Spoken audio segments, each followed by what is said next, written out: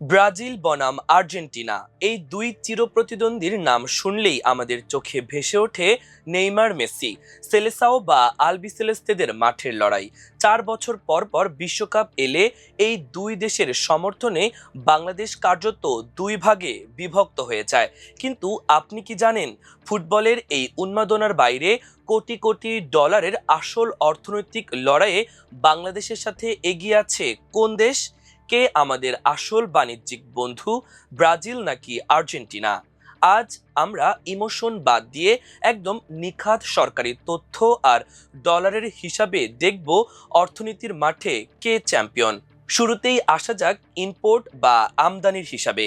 আমাদের প্রতিদিনের রান্নার যে সয়াবিন তেল ব্যবহার করি, যে চিনি দিয়ে চা খাই, কিংবা যে গম দিয়ে সকালের রুটি তৈরি হয়, তার একটা বিশাল অংশ আসে এই লাতিন আমেরিকার দুই দেশ থেকে।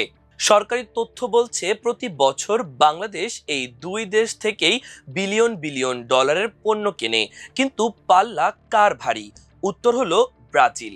আর্জেন্টিনা থেকে বাংলাদেশ প্রতি বছর যে পরিমাণ পণ্য আমদানি করে, ব্রাজিল থেকে তার পরিমাণ প্রায় 3 গুণ বেশি। বাংলাদেশ প্রতি বছর ব্রাজিল থেকে প্রায় 2.5 থেকে 3 বিলিয়ন ডলারের তুলা, চিনি, গম এবং সয়াবিন আমদানি করে, যেখানে আর্জেন্টিনা থেকে আমদানির পরিমাণ 1 বিলিয়ন ডলারের আশেপাশে ওঠানামা করে। সুতরাং আমাদের রান্নাঘর সচল রাখতে এবং আমাদের পোশাক শিল্পের প্রধান কাঁচামাল তুলা যোগাতে আর্জেন্টিনার চেয়ে ব্রাজিলের অবদান অনেক বেশি। প্রথম রাউন্ডে পরিষ্কার ব্যবধানে এগিয়ে গেল সাম্বার দেশ ব্রাজিল। এবার দেখা যাক বাংলাদেশ কার কাছে কত বেশি পণ্য বিক্রি করতে পারে, অর্থাৎ আমাদের তৈরি পোশাক বা অন্য পণ্য কার বাজারে বেশি চলে। এই রাউন্ডের হিসাবটা আরো চমকপ্রদ। ব্রাজিলের বিশাল বাজারে বাংলাদেশ প্রতি বছর প্রায় 187.3 মিলিয়ন মার্কিন ডলারের পণ্য রপ্তানি করে।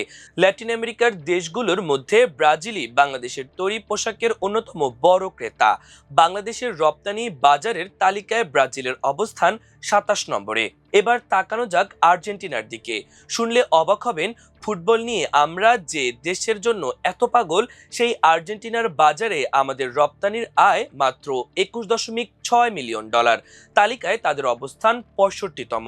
অর্থাৎ রপ্তানির মাঠে ব্রাজিল আর্জেন্টিনার চেয়ে প্রায় 8 গুণ এগিয়ে আছে। আর্জেন্টিনার কড়া শুল্ক নীতি এবং অর্থনৈতিক সংকটের কারণে আমাদের তৈরি পোশাক সেখানে সহজে ঢুকতে পারে না। বাণিজ্য তো বুঝলাম, এবার আসি আন্তর্জাতিক কূটনীতিতে। এখানেও কিন্তু একটা বড় টুইস্ট আছে।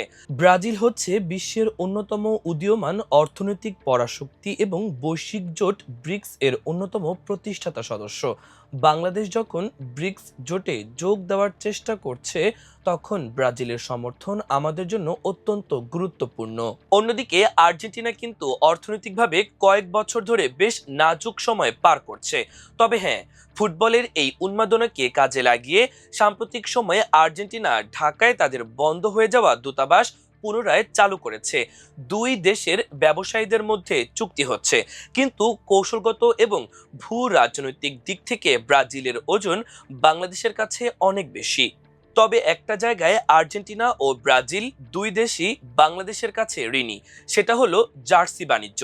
বিশ্বকাপ বা কোপা আমেরিকার সময় বাংলাদেশে যে লাখ লাখ পিস ব্রাজিল আর আর্জেন্টিনার জার্সি বিক্রি হয়, তার প্রায় পুরোটাই কিন্তু তৈরি হয় আমাদের নারায়ণগঞ্জের বিসিক বা স্থানীয় গার্মেন্টসগুলোতে। এমনকি খোদ আর্জেন্টিনা বা ব্রাজিলেও আমাদের তৈরি জার্সি রপ্তানি হয়। ফুটবলকে কেন্দ্র করে বাংলাদেশের অভ্যন্তরীণ বাজারে যে কয়েকশো কোটি টাকার ব্যবসা হয়, তা আমাদের স্থানীয় অর্থনীতিকে চাঙ্গা করে। এই আলোচনার পর ফাইনাল স্কোর কার্ড কি বলছে? ফুটবলের মাঠে কে সেরা তা নিয়ে তর্ক চলতেই পারে। মেসি নাকি নেইমার, সেই বিতর্ক চিরন্তন। কিন্তু বাংলাদেশের অর্থনৈতিক ও বাণিজ্যিক মাঠের লড়াইয়ে আর্জেন্টিনাকে বিশাল ব্যবধানে হারিয়ে ট্রফিটা জিতে নিয়েছে ব্রাজিল। আমদানি, রপ্তানি কিংবা বৈশ্বিক প্রভাব, সবখানেই ব্রাজিল আমাদের অনেক বড় এবং গুরুত্বপূর্ণ অংশীদার।